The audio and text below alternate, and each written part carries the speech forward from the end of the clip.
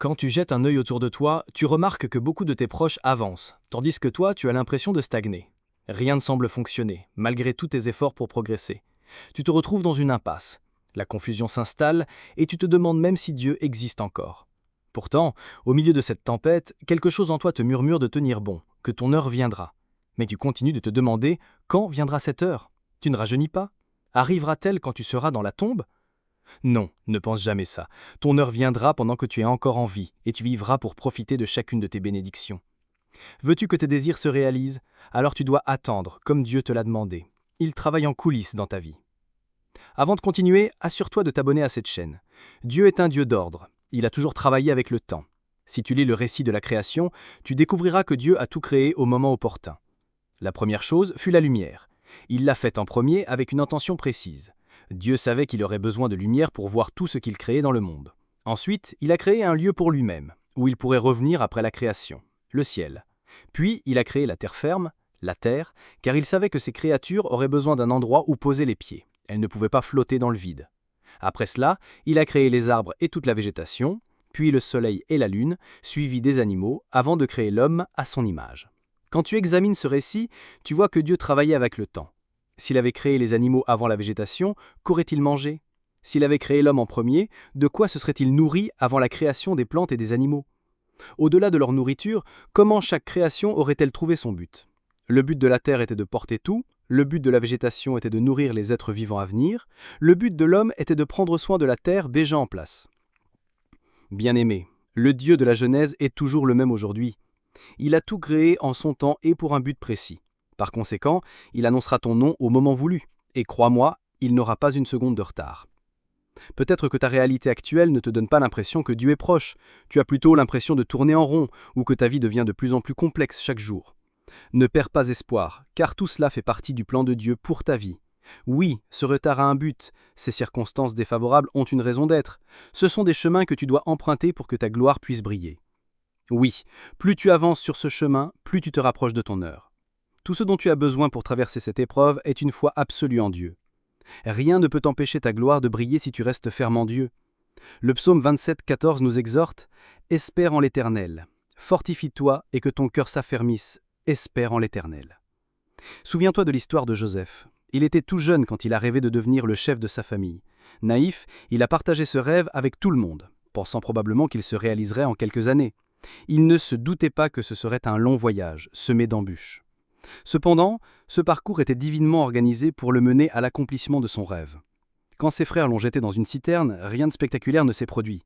Ils voulaient l'éliminer, mais l'ont finalement vendu comme esclave. Encore une fois, on aurait dit qu'il n'y avait pas de Dieu au ciel. Il est devenu esclave, a été tenté de se souiller, mais la grâce l'a aidé.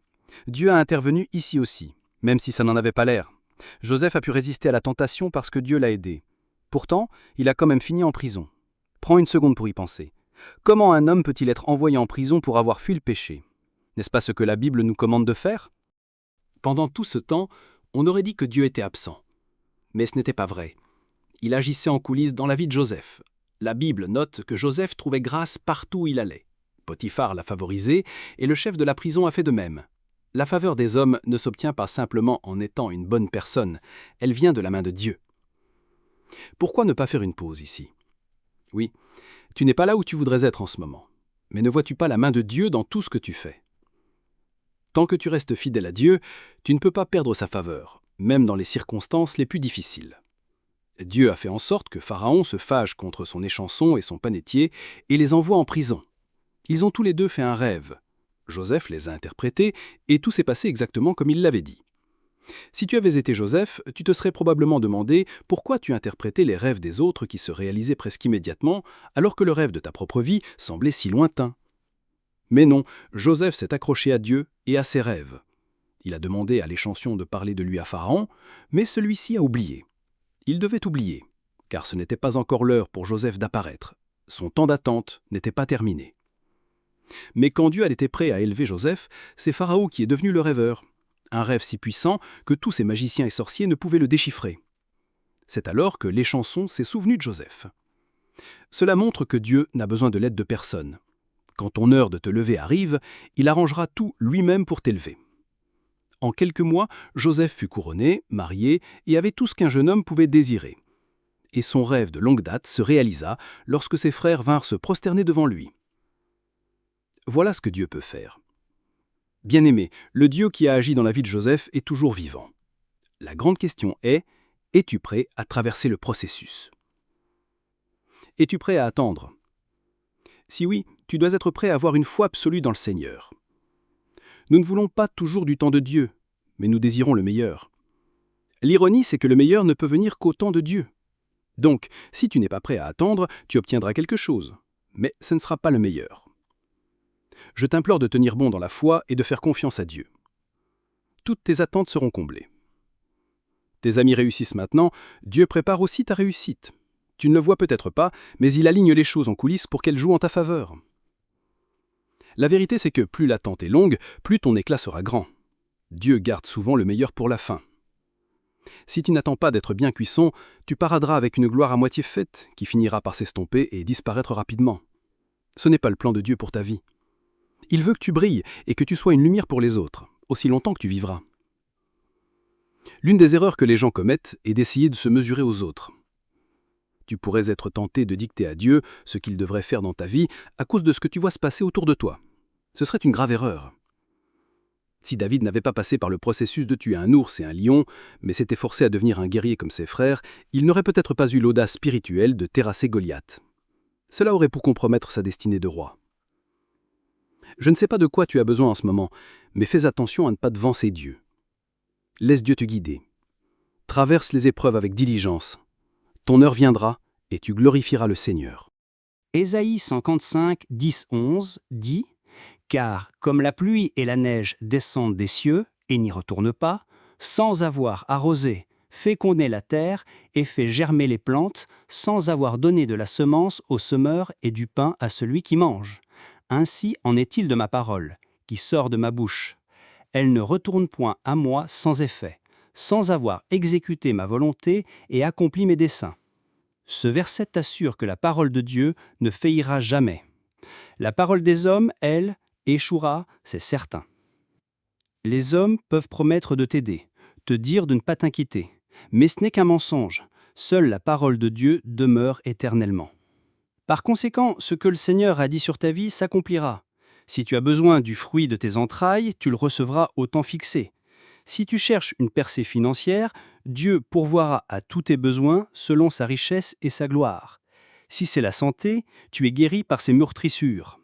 Si tu pries pour un partenaire pieux, la parole de Dieu est que tu ne seras jamais seul. La seule condition pour recevoir ses promesses est de faire confiance à son timing. Dieu ne veut pas retarder tes bénédictions, il veut plutôt que tu grandisses spirituellement. C'est l'une des choses que tu apprends en attendant le moment fixé par Dieu. Tu apprends à faire confiance et à dépendre de lui. Plus tu restes dans cet état, plus tu grandis spirituellement. Si Dieu décidait de te donner ce que tu désires ardemment maintenant, ta vie spirituelle n'aurait peut-être pas la capacité de le contenir, et cette bénédiction pourrait finir par te détruire. Apprends à faire confiance à Dieu et à assimiler toutes les leçons qu'il te transmet pendant que tu attends. Pendant ce temps, Dieu peut aussi être occupé à s'occuper des ennemis de ta destinée. Quand Jésus est né, Dieu a dit à Joseph et Marie de fuir en Égypte jusqu'à ce qu'Hérode et tous ceux qui cherchaient la vie de l'enfant soient morts. Jusqu'à ce moment, le Fils de Dieu a vécu dans un pays étranger. Est-ce que cela signifie que Dieu ne pouvait pas envoyer des anges pour le protéger? Non. Il agit simplement selon sa nature. Il est le Dieu du temps.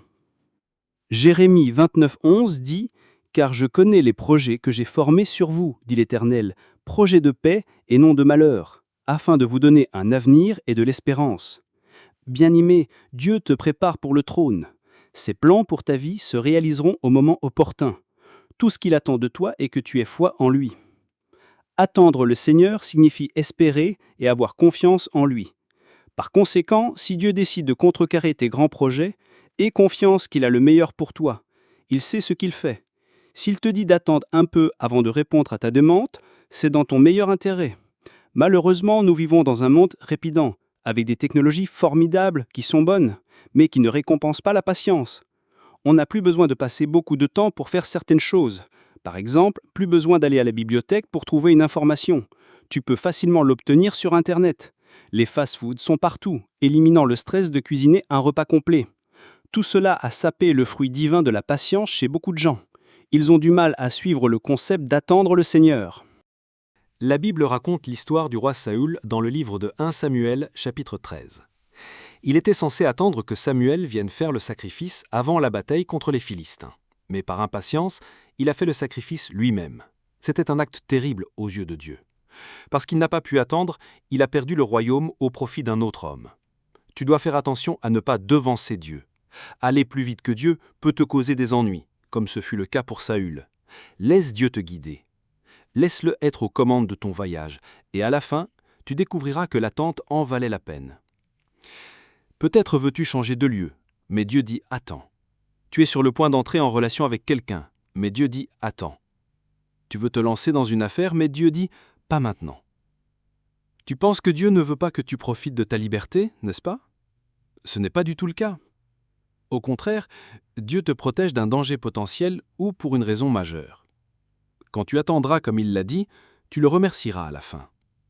Écoute, personne qui attend le Seigneur ne l'a jamais regretté. Tu ne le regretteras que si tu bouges avant qu'il ne bouge. Jésus a dit à ses disciples d'attendre à Jérusalem jusqu'à ce que le Saint-Esprit descende sur eux. La venue du Saint-Esprit n'était pas seulement pour qu'ils parlent en langue. Le Saint-Esprit était la puissance dont ils avaient besoin pour prêcher l'Évangile et surmonter toute honte. Les 120 disciples ont attendu. Et ils n'ont pas été déçus. Ils ont reçu la puissance et 3000 âmes ont été gagnées immédiatement. C'est arrivé parce qu'ils ne se sont pas appuyés uniquement sur leur relation physique avec Christ, mais sur ses instructions. Comment peux-tu attendre patiemment le Seigneur? D'abord, tu dois reconnaître sa souveraineté sur toute chose. Si tu n'as pas encore accepté que Dieu sait tout et qu'il est le grand superviseur de tout, tu ne pourras pas l'attendre. En reconnaissant sa souveraineté, tu accepteras qu'il règne et fait arriver les choses en leur temps. Puisqu'il contrôle tout, il a aussi donné un but à toute chose, y compris à toi. Il y a une raison pour laquelle tu existes, et pour que cela s'accomplisse, tu devras peut-être attendre. Tu devras peut-être traverser de légères douleurs, renoncer à certaines douceurs de la vie et te concentrer uniquement sur lui. Pour attendre Dieu avec succès, tu dois être prêt à dépendre de lui seul. Il doit être ton unique pourvoyeur. Tu ne peux pas te tourner vers une autre puissance que lui. Souviens-toi de Sarah dans la Bible. Elle a attendu des années avant de donner naissance à Isaac. Cependant, cet unique Isaac était une nation entière. Anne a attendu des années avant de donner naissance à Samuel. Cependant, l'apparition de Samuel impose le respect en Israël jusqu'à sa mort. Anne elle-même est connue comme la mère du prophète. Tout cela est devenu leur témoignage parce qu'elles ont choisi d'attendre le temps de Dieu. Tu dois aussi chercher la force auprès du Seigneur pour continuer à attendre. Attendre, surtout en période de calamité, peut attirer le ridicule et la honte des gens. Ils parleront et demanderont « Où est ton Dieu ?» Tu as besoin de la force spirituelle de Dieu pour traverser tout cela. Et comment reçois-tu cette force? Tu dois communier avec le Seigneur chaque jour. Plus tu communies avec le Seigneur, plus tu grandis dans la foi et la force nécessaires pour traverser cette saison de ta vie. L'ennemi essaiera de te faire dévier de ta route. Il continuera de murmurer à ton cœur que tu ne fais que perdre ton temps. Pour le résister, tu dois demeurer dans la prière. Le diable sait que si tu parviens à attendre et à réussir, tu recevras ce que Dieu a prévu pour toi. C'est pourquoi il essaiera sans cesse de te dissuader d'attendre. Mais la force du Seigneur te fera avancer. La patience est une vertu essentielle pendant l'attente. Tu ne peux pas te permettre d'être pressé en attendant Dieu. Je t'encourage à attendre patiemment que Dieu agisse. Il te prépare quelque chose de grand, mais tu dois attendre pour en profiter. Dieu n'utilise pas de micro-ondes, alors ne t'attends pas à une réponse rapide. Attends-le, bien-aimé. Please, attends. Le psaume 62,5 dit « Oui, mon âme, confie-toi en Dieu, car de lui vient mon espérance. Que ton âme trouve le repos en Dieu aujourd'hui. Ne sois pas comme Ésaü, qui n'a pas pu supporter la faim et a échangé son droit d'ânesse contre un plat de lentilles. La Bible dit qu'il l'a cherché plus tard avec des larmes, mais il était trop tard. Et pendant que tu attends patiemment le Seigneur, abstiens-toi de la peur et de l'inquiétude. L'inquiétude s'installe lorsque tu commences à considérer des réalités physiques. Penses-tu que tu deviens trop vieux pour te marier? Cette pensée peut faire naître l'inquiétude dans ton cœur, et cela peut te pousser à chercher des alternatives. L'inquiétude détourne tes yeux de Christ vers autre chose. Si tu te surprends à lutter constamment contre la peur et le doute, demande à Dieu d'ouvrir tes yeux spirituels pour voir ce qu'il fait pour toi. Ésaïe 43, 19 dit « Voici, je vais faire une chose nouvelle, sur le point d'arriver. Ne la connaîtrez-vous pas ? Je mettrai un chemin dans le désert et des fleuves dans la solitude. » Je veux que tu prêtes une attention particulière à la question « Ne la connaîtrez-vous pas ?» ou, dans une autre traduction, « Ne l'apercevez-vous pas ?» Est-il possible que Dieu soit à l'œuvre et que tu ne le vois pas parce que tu as laissé les soucis de ce monde obscurcir ton jugement ? Le diable veut te distraire de ce que Dieu fait avec une multitude de choses sans importance. S'il te plaît, sois attentif à ce que Dieu fait et ne te laisse pas emporter par les ruses du diable. Peut-être que Dieu a fermé cette porte pour une raison. Et si elle t'avait empêché d'atteindre ton plein potentiel et qu'il avait décidé d'en ouvrir une autre ? Parfois, on peut être tellement concentré sur la porte qui s'est fermée qu'on refuse de voir la nouvelle porte qui s'est ouverte devant nous. La question ici est, ne le vois-tu pas ? Il trace un chemin pour toi dans le désert. Ne le perçois-tu pas ? Il combat tes batailles et travaille en coulisses. Ne le sens-tu pas ? Parfois, il n'a pas besoin de déplacer cette montagne devant toi. Il pourrait vouloir en faire un tremplin vers ta grandeur. Il peut même décider de te soulever par-dessus. La manière dont il choisit d'intervenir n'a pas d'importance. Ce qui est important, c'est qu'il fait tout concourir à ton bien. Alors arrête de te concentrer sur les limites qui t'entourent et regarde plutôt la gloire immense qui s'annonce pour toi. Quand tu te surprends à t'inquiéter, tourne-toi vers les Écritures pour y trouver réconfort, encouragement et direction. En parcourant les Écritures, tu trouveras des passages qui parlent de l'amour de Dieu, de sa fidélité et de l'assurance de ses soins pour toi. Médite-les et crois-y. Et chaque fois que tu as envie de te plaindre ou de devenir anxieux, tu peux aussi éclater en louange. Laisse ton cœur adorer le Seigneur du plus profond de ton âme. Oublie tes problèmes et adore-le simplement. Compte tes bénédictions et souviens-toi des moments où Dieu a pourvu, t'a guidé et t'a porté à travers les moments difficiles. En cultivant cette habitude de louange, tu recevras la force dont tu as besoin. Dieu répondra à tes attentes et ta joie sera complète. Reçois cette parole avec joie et allégresse. Les réponses à tes prières sont juste derrière la porte. Si cette vidéo t'a plu, n'hésite pas à la liker et à la partager. N'oublie pas de t'abonner à la chaîne, car cela nous encourage à faire plus. Et voici une autre vidéo qui pourrait transformer ta vie.